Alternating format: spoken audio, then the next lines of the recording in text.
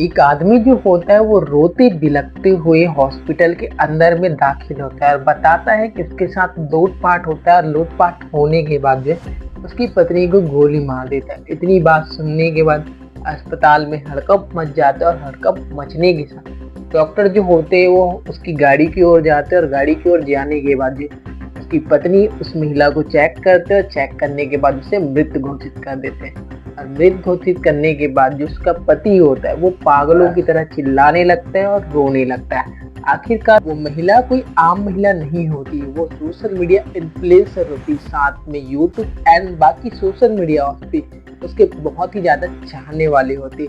लेकिन आखिरकार उसे गोली कौन मार देता है? जो उसका पति है, क्या वो सच में सच बोल रहा है या फिर इस कहानी के पीछे की वजह कुछ और है?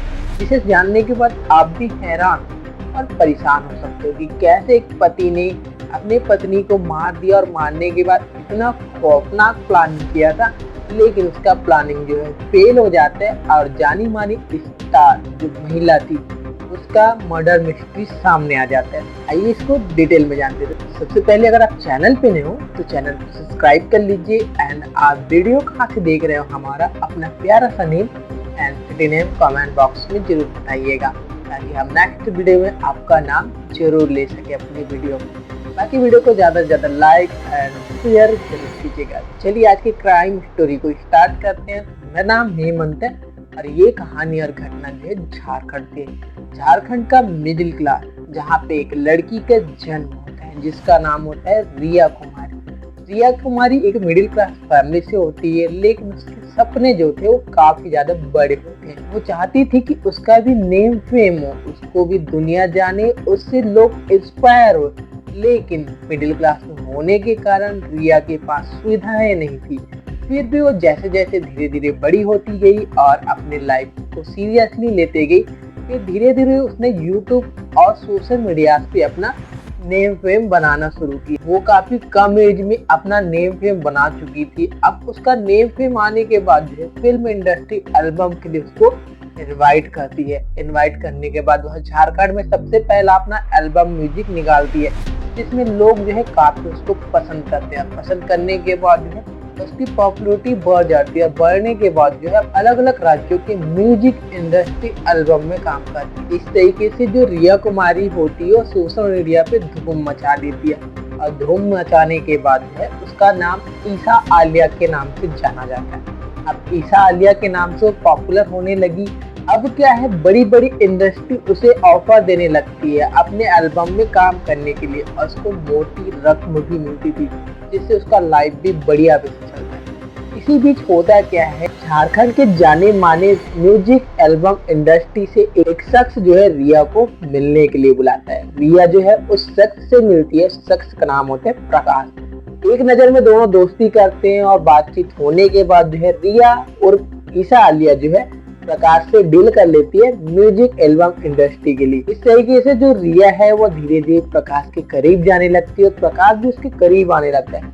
अब दोनों डिसाइड करते हैं और डिसाइड करने के बाद जो रिया है वह प्रकाश के साथ शादी कर लेती है। लेकिन जो रिया अपनी लाइफ को लेकर सीरियस थी, जो भी उसने अपने सपने सजा रखे थे वह सपने सपने ही रह जाता है। शादी होने के बाद जो है रिया को एक ऐसी सच्चाई का पता चल, आखिरकार प्रकाश जो है पहले से शादीशुदा होता है और उसके 3 बच्चे होते हैं जो कि वो रिया को नहीं बताता और नहीं बताता, इस वजह से रिया उससे शादी कर लेती। कहानी में ट्विस्ट तब आता है जब पता चलता है रिया को कि जो पहली वाली बीवी है प्रकाश की, उसे उसने इस तरीके से दोनों की लाइफ में बहुत ज्यादा उतार चढ़ाव आता है। उतार चढ़ाव आने के बाद कुछ टाइम बाद जो है प्रकाश जो है रिया को लेके वो कहाँ चला जाता है, कोलकाता चला जाता है। कोलकाता में दोनों की लाइफ बढ़िया चलने लगती है और जो रिया कुमारी है वह अपने म्यूजिक इंडस्ट्री में काम करने लगती है। इस तरीके से धीरे धीरे उसके लाइफ में ग्रोथ आने लगता है, उनके पर्सनल लाइफ में भी सुधार होने लगता है। अब रिया कुमारी जो थी वो एक बच्चे की माँ हो चुकी थी।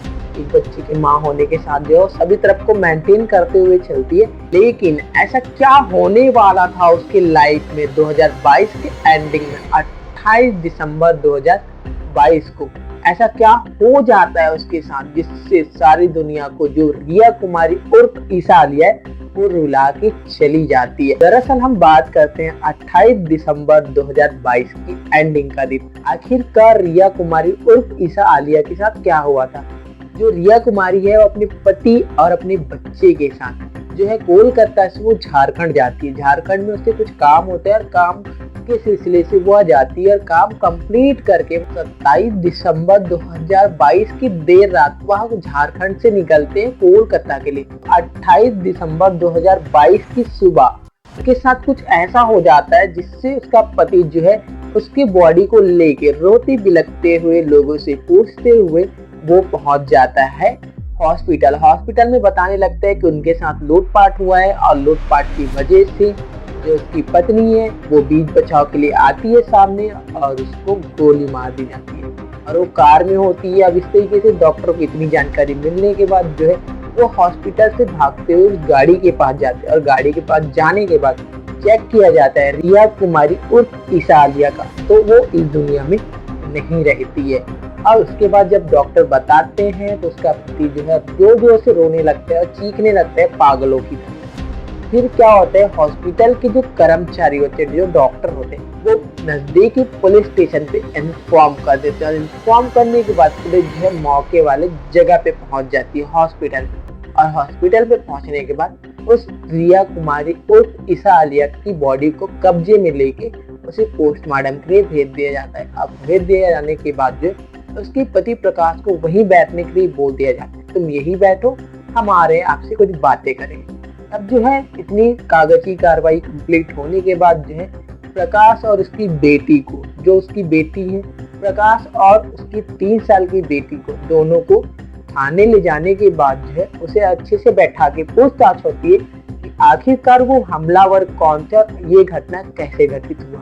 प्रकाश बताता है कि वो हावड़ा जिले के पास कुछ काम के लिए रुका था, तभी 3 शख्स आते हैं नकाबपोश और वो मेरे हाथापाई करने लगते हैं और लूट के इरादे से आते हैं। और जो उसकी पत्नी रिया उर्फ ईसा आलिया जो है गाड़ी में बैठी होती और वो अपने पति के साथ हाथापाई होते देख वो गाड़ी से बाहर आती है और बाहर आने के बाद जो है वो बीच बचाव का काम करती है। तभी उसमें से एक नकाबपोश आदमी जो है गन को निकालता है और गन को निकालने के बाद उस रिया के कान के ऊपर दबा देता है और दबाने के बाद वहाँ से भाग जाता है।